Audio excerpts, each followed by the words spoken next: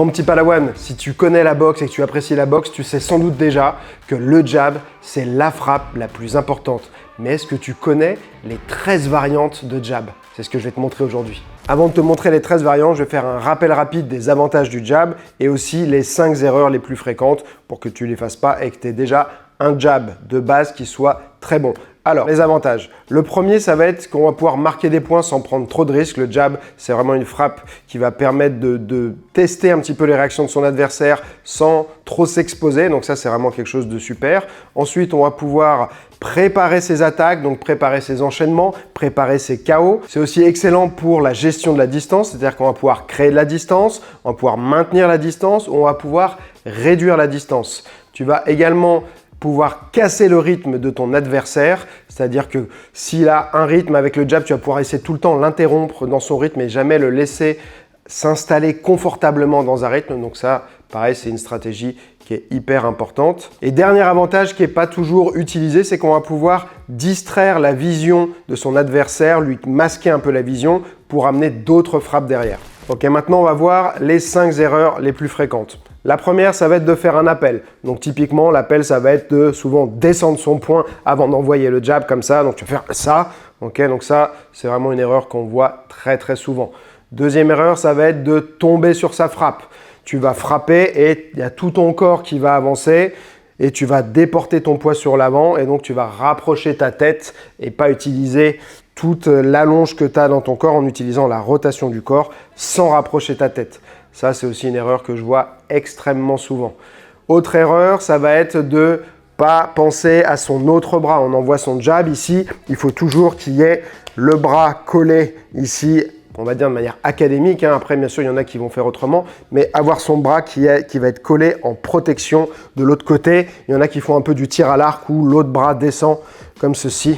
D'accord, donc ça, c'est une erreur vraiment aussi très fréquente, notamment aussi avec la fatigue. On va avoir tendance à être moins vigilant et avoir les bras qui descendent un petit peu. Quatrième erreur, ça va être de sortir son coude. La frappe, au lieu de partir bien en ligne et tourner le poing au dernier moment, on va souvent aller sortir le coude dès le départ parce que souvent, en fait, pourquoi le coude sort? C'est parce qu'on veut tout de suite tourner son poing. Et en tournant son poing, on a son coude qui sort. D'accord? Donc, il faut aller bien en ligne, comme ceci. J'ai des vidéos sur comment corriger les erreurs au jab, mais une erreur facile à corriger, celle-ci, ça va être de se mettre contre un mur, le long d'un mur ici, et s'entraîner à aller bien droit comme ceci. Mais voilà, on ne sort pas son coude. D'accord? Tu verras que parfois, dans les variantes que je vais te montrer, il y a des exceptions à ces erreurs parce que là, c'est voulu. Et cinquième et dernière erreur, c'est de ne pas ramener son poing à son visage après avoir frappé. Donc, tu frappes et tu laisses tomber. À chaque fois que tu frappes, ça revient en bas ou ça repasse par en bas, puis ça remonte en haut.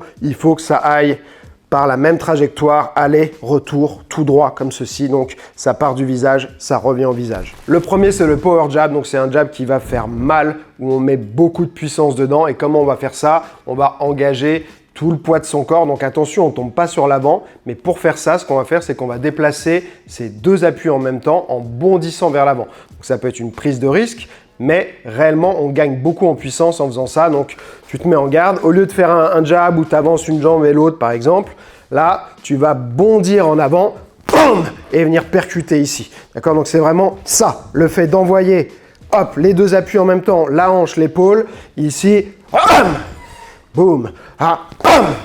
Tu rentres avec ton jab, boum, deux appuis en même temps, t'envoies en quelque sorte le poids de ton corps dans ta frappe et ça va rajouter beaucoup de puissance et ça va te permettre en fait d'utiliser ton jab différemment puisque souvent on ne voit pas forcément le jab comme une frappe puissante alors qu'on a vu, alors c'est assez rare, mais il y a quand même des KO avec des jabs et ça va être souvent utilisé sur le power jab. Donc cette technique-là qui te permet d'ajouter de la puissance grâce à ton déplacement. Numéro 2, le stiff jab. C'est encore une recherche de puissance, mais un peu différente parce que le power jab, on avançait les deux appuis, ça veut dire qu'on est idéalement placé pour enchaîner quelque chose derrière. On est vraiment dans une volonté de faire mal et de continuer son enchaînement. Le stiff jab, on veut faire mal, mais on ne veut pas prendre trop de risques. Donc, on va déplacer uniquement sa jambe avant, mais on va essayer vraiment de stiff, ça veut dire donc un petit peu dur. Donc il faut faire un jab où on va durcir son mouvement. Ça ne veut pas dire le crisper, mais il faut vraiment essayer de mettre de la puissance. C'est pas un petit jab comme ça de touche. Donc je vais déplacer uniquement ma jambe avant, comme ceci. Mais ce mouvement-là va m'aider à générer aussi de la puissance en étant bien gainé pour faire le transfert d'énergie du bas vers le haut. Ici, et j'envoie. Là, mais par contre, ici, je ressors tout de suite. Ici. Moi, ça, c'est un de ceux que je préfère parce que je sens limite mieux ma puissance dans celui-ci que dans le power jab, mais peut-être aussi parce que j'ai pas suffisamment travaillé le power jab. Le power jab, je vais pouvoir m'en servir, mais souvent, quand je vais rentrer, je vais tout de suite enchaîner derrière, et le fait d'enchaîner tout de suite derrière, c'est un petit peu comme si on portait moins son attention sur la première frappe et du coup qu'elle perdait un petit peu en efficacité. Donc le stiff jab, très bien pour essayer de faire mal à répétition à l'autre, pour tester aussi ses réactions et voilà, quand même avoir une technique puissante qui va avoir sur le long terme des effets assez déplaisants pour l'adversaire. Avant de continuer, je voulais te dire un truc. Je ne sais pas si tu as remarqué, mais ça fait des années que j'ai désactivé les publicités sur mes vidéos YouTube. Je refuse les demandes de sponsoring. Mais par contre, je vais faire quand même mon auto-promo pour ma plateforme, le Jedi Club. C'est le Netflix des arts martiaux, des sports de combat qui retrouve des entraînements complets à suivre en temps réel, aussi bien pour les débutants que les avancés, en boxe anglaise, en kickboxing, donc différentes formes de boxe pied-point, en Wing Chun, en prépa physique, souplesse, mobilité. C'est des entraînements qui t'as pas à te prendre la tête. Si tu veux t'entraîner en solo et progresser rapidement, tu as juste à suivre mes entraînements qui sont structurés de manière à t'amener à une vraie progression. Tu peux faire un essai gratuitement pendant 7 jours. Le lien est dans la description. Fonce. Numéro 3, c'est le step jab. Donc celui-ci, ça peut parfois être considéré presque comme une faute parce qu'il y a comme un changement de garde, mais en réalité, on a vu certains boxeurs qui l'utilisaient très bien. Je crois à Kovalev qui l'utilisait. Et donc, c'est inhabituel pour beaucoup de personnes. Ce qu'il va falloir faire, c'est déplacer, au lieu d'avancer sa jambe avant, on va avancer sa jambe arrière à 45 degrés. Donc l'intérêt, c'est que on va ajouter une nouvelle fois, grâce à un déplacement, de la puissance, mais on va sortir de l'axe. Au lieu d'avancer tout droit, on se déplace en diagonale à 45.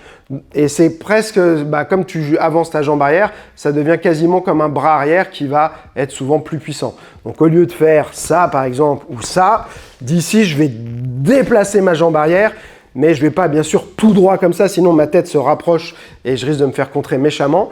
Donc de là, je vais aller, boum, à 45 degrés. Ok, ici, et donc là, c'est pareil, c'est un jab assez en puissance, comme ceci. Et ce qui est bien après, c'est que sur ça, tu vas pouvoir rapidement faire des mouvements où tu vas te décaler, enchaîner sur des choses avec où tu désaxes bien et c'est assez surprenant, c'est inattendu. Donc surtout si tu le places au milieu de d'autres jabs, tu es là, tu mets des petits jabs, mais tu rentres d'un seul coup et là, il y a un changement de rythme, il y a un changement de distance. C'est bien pour couvrir aussi plus de distance. Forcément, quand tu es là et que tu veux envoyer en avançant que la jambe avant, il y a un moment où c'est dur de couvrir une grosse distance. Si tu as un boxeur qui recule très bien, qui gère bien la distance. Par contre, sur celui-là, tu pars à 45 degrés, mais tu vois comment j'arrive plié à l'impact là par rapport aux autres. Je vais pouvoir avancer beaucoup plus. Donc, c'est intéressant aussi pour casser la distance. Numéro 4, le jab aveuglant. Alors, un nom un peu bizarre. En fait, il y a des variantes qui n'ont pas vraiment des noms. Donc, soit c'est des noms que j'ai vus dans des vidéos, soit c'est des noms que moi j'ai trouvés. Donc, voilà, c'est pour ça que ça va être… En fait, le nom n'est pas important. Ce qui compte, c'est le mouvement, la technique, comment l'utiliser. Le nom, on s'en fout un peu. Ça peut aider parfois à se mémoriser la technique, si le nom est suffisamment parlant et puis mettre un nom sur quelque chose, ça aide aussi.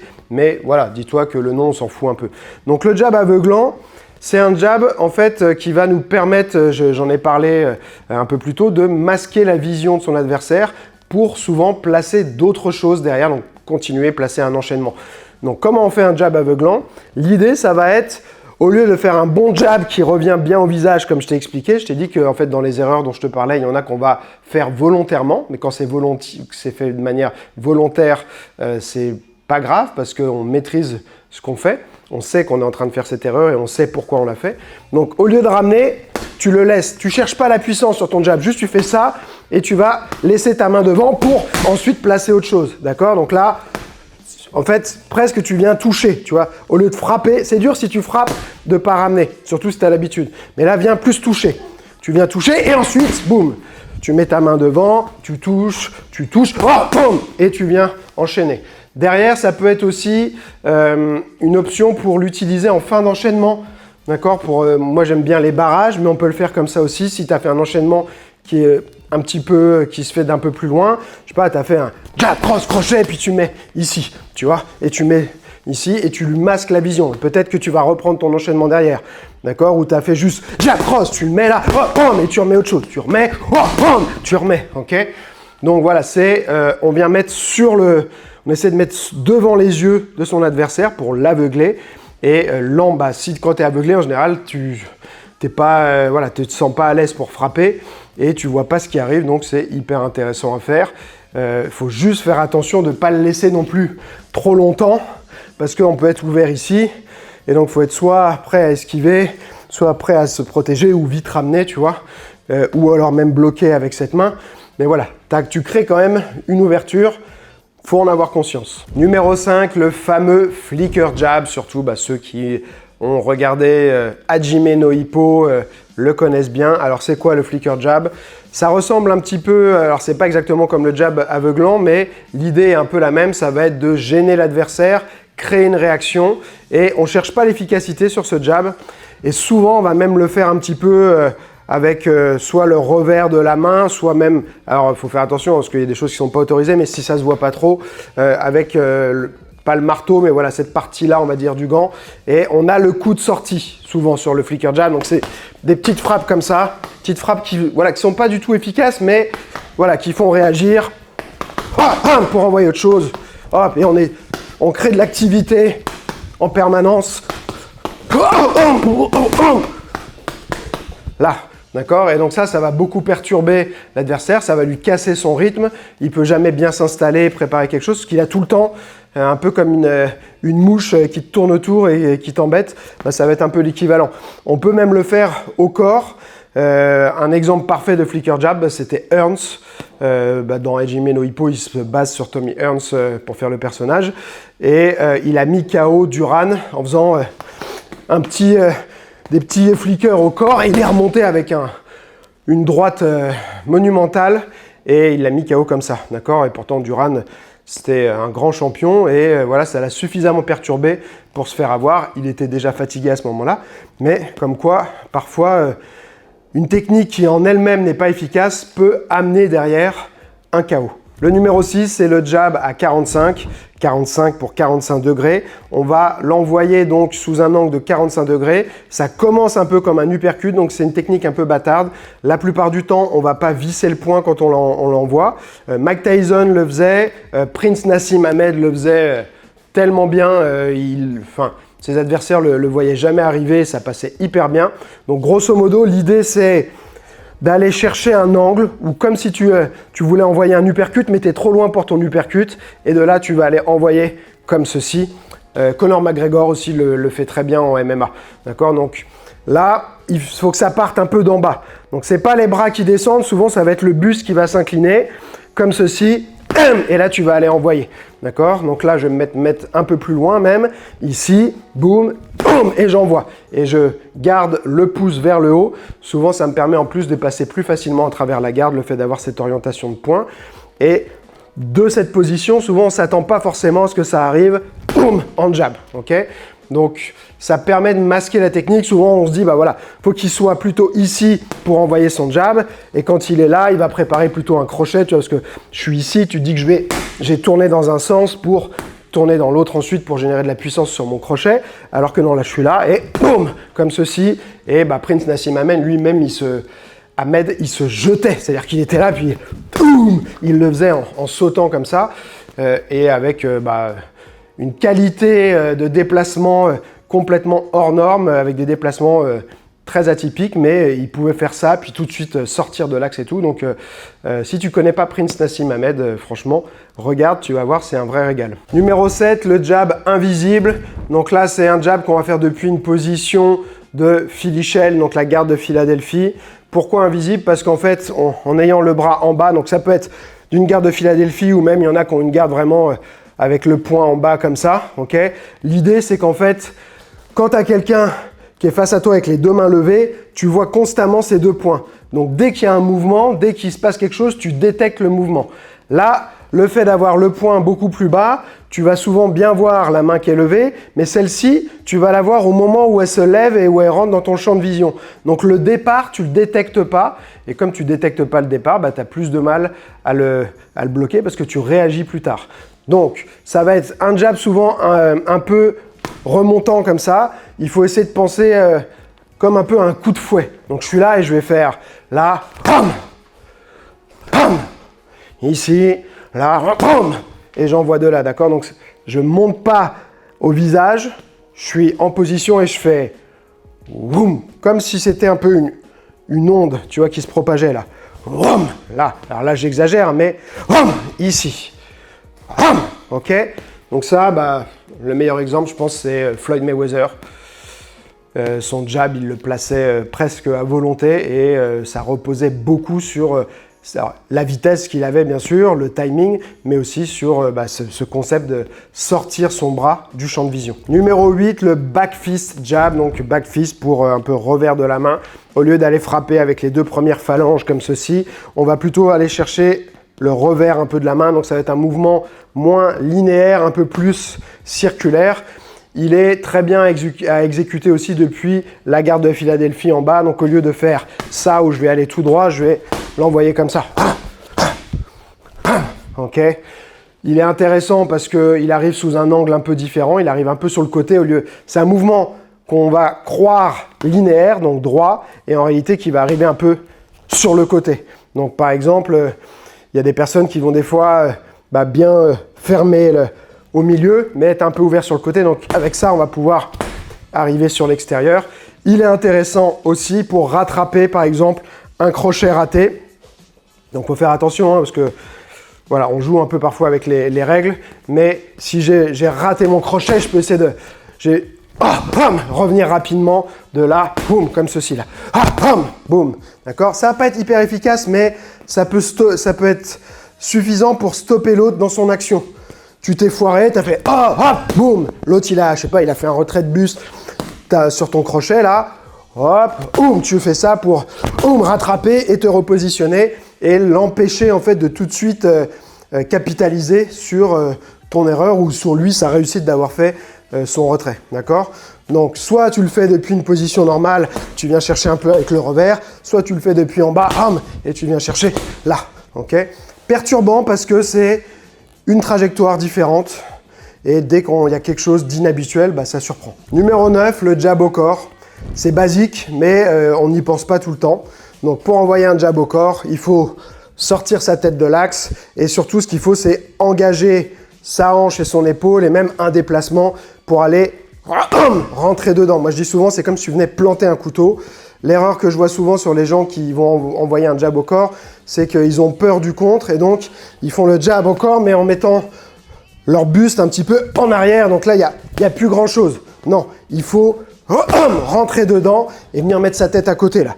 Boum, boum. Ok. Une nouvelle fois, Floyd Mayweather, excellent sur les jabs au corps. Inoue aussi. Il en fait assez régulièrement, il est très très bon dessus. Et on a vu parfois des KO sur un jab au corps, donc ça peut être efficace. Numéro 10, le jab vertical. Donc c'est un jab classique, sauf qu'on ne va pas visser le poing. Je t'en ai parlé tout à l'heure, le fait d'avoir cette position-là sur ton poing, ça te permet parfois de passer à travers la garde plus facilement que dans ce sens-là, tout bêtement parce que le poing est beaucoup moins large dans cette configuration que ici. Donc, tu fais ton garde, tu tiens en garde, pardon. Tu peux le faire d'ailleurs, le combiner cette position-là à un stiff jab ou un power jab, mais au lieu de visser ici, tu envoies pam, ici sans tourner. D'accord? Et ça peut être aussi un bon éducatif pour s'entraîner à ne pas sortir son coude. D'accord? Donc là, ok? Donc une variante intéressante à tester et souvent tu verras que le simple fait que ce soit moins large dans ce sens-là, d'un seul coup, ce qui passait pas va se mettre à passer et c'est que du bon. Numéro 11, le jab feinté. Donc là, on ne peut pas réellement forcément compter ça comme un jab parce que tu ne vas pas toujours faire un jab, mais tu vas utiliser une feinte de jab pour amener quelque chose derrière. Tu peux d'ailleurs quand même placer ton jab. Donc l'idée, moi souvent ce que j'aime bien, sur ce qui marche bien, c'est de casser le rythme. Et si tu as vu que, par exemple, ton adversaire, il avait tendance à beaucoup à chasser comme ça, latéralement, tu lui fais un départ ici, hop, et ensuite tu continues. Donc ça va être un jab feinté. C'est comme si tu faisais un jab avec une étape, on va dire, pas au milieu, mais on va dire au premier tiers. Donc là, tu fais 1, tu t'arrêtes là, boum, et tu repars ensuite. Ça demande d'être bien gainé, ça demande de bien utiliser ses déplacements pour générer de la puissance. Ce ne sera pas le plus puissant des jabs, mais si ça te permet de toucher, ça peut te permettre de désorganiser ton adversaire derrière et de placer ce qui va suivre plus facilement ou avec plus de succès, de réussite. D'accord? Donc, tu fais 1, 2, ok? Ou alors, tu fais feinte de jab, boum, uppercut. Ou feinte de jab, uppercut, tu vois? Ou feinte de jab, cross. Mais tout va partir de la feinte, la feinte, la feinte, feinte, crochet, d'accord? Travailler la feinte de jab, puisque l'idée, c'est que, surtout si tu as fait plein de jabs avant, bam, tu fais des jabs. C'est la frappe qu'on attend le plus, en fait, c'est celle qui arrive le plus souvent. Et donc, on s'attend à ce qu'elle aille jusqu'au bout, puisque il y a un gros volume, on s'en est habitué à ce qu'il y ait un jab, on est là, ok, c'est bon, je gère. Et donc, quand il va y avoir une feinte de jab, ça a parfois encore plus de chances de réussite qu'une autre feinte, parce que là, on est sur quelque chose de hyper fréquent. Et donc, on s'attend moins à ce qu'il y ait une feinte par rapport en fait à la fréquence. Je ne sais pas si c'est clair ce que je dis, mais moi je me comprends en tout cas et j'espère que tu me comprends aussi. Numéro 12, le jab désaxé. Donc là, c'est presque une double technique. Tu vas aller te désaxer soit à la tête à l'extérieur de l'épaule avant de ton adversaire, soit tu vas venir au contraire plus à l'intérieur. À l'intérieur, c'est plus dangereux, mais tout ce qui est différent peut surprendre, donc c'est une prise de risque aussi. Donc, soit tu désaxes en mettant un peu comme je t'ai dit sur le jab au corps en fait, mais tu vas venir mettre ta tête à l'extérieur là, et envoyer ton jab, d'accord? Souvent le jab on l'envoie plus ou moins avec la tête qui va rester au même endroit, ok? Là, je vais désaxer ma tête, ici, et l'autre qui est moins naturel on va dire, c'est d'aller au contraire dans l'autre sens, à l'intérieur. En fait, tu veux ne pas rester en face du bras avant de l'autre pour que lui ne te contre pas en jab, d'accord? Donc, soit tu viens te mettre ici, soit tu viens te mettre ici. Là, et souvent sur l'intérieur, moi je vais le faire en vertical. Là, boum, ok? Ici, boum, d'accord? Tu peux le faire normal aussi, tu vois, mais grosso modo, soit je viens me mettre là, soit je viens me mettre là. Ok? On voit pas bien quand je fais face à la caméra, mais pense que soit tu mets ta tête ici, soit tu mets ta tête ici et tu vas envoyer ton jab. Ok? Donc, travail de désaxe. Si tu as quelqu'un qui a un jab hyper précis, avec un super bon timing et à chaque fois que tu envoies ton jab, il te contre en même temps, ça va être intéressant d'utiliser celui-là. Et le numéro 13, le jab sécurité. Donc là, c'est plus un jab de situation qu'une technique réellement différente. C'est que tu vas faire un jab soit en reculant, soit en fin d'enchaînement pour sortir aussi, pour te mettre en sécurité.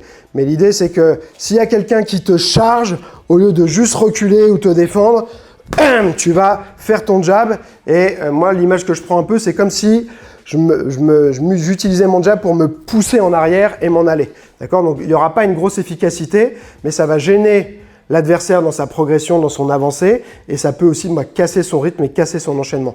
Donc là, il veut m'attaquer, boum, je recule. Là, ok? Encore une fois, donc savoir faire un jab où on vient reculer comme ceci, ou aussi, fin d'enchaînement, je veux casser la distance, m'en aller, au lieu de faire un enchaînement, puis reculer juste comme ça, je vais faire mon enchaînement en faisant le jab que je viens de te montrer, donc le jab en reculant. Donc là, et je ressors. Et ça, c'est la même idée, ça me met en sécurité, ça empêche l'autre de tout de suite me contrer, ça le gêne en tout cas, et ça me permet de m'en aller, de plus être à distance, de me faire toucher, de me faire contrer. Bon voilà, j'espère que tu as kiffé cette vidéo. Par curiosité, mets-moi en commentaire 1. Est-ce que tu connaissais toutes ces variantes? Est-ce que tu les utilisais? Et en 2, laquelle est ta préférée dans celle peut-être que tu connaissais pas ou celle que tu utilisais déjà? Voilà, de dire tiens, ça j'y avais pas pensé, c'est super cool, je vais utiliser surtout celle-là, ou je connaissais déjà celle-là et moi je l'utilise tout le temps et je la trouve géniale. Voilà, donc mets-moi ça en commentaire. En plus, tu sais que ça va aider la vidéo et la chaîne, ça te coûte rien et moi ça m'aide beaucoup. Et en plus, ça me fait plaisir voilà, d'avoir un retour, de savoir ce que toi tu penses, ce que tu préfères et tout. Ça peut aussi m'inspirer pour des prochaines vidéos. Je te souhaite un joyeux entraînement et n'oublie pas, celui qui croit savoir n'apprend plus, alors garde l'esprit ouvert.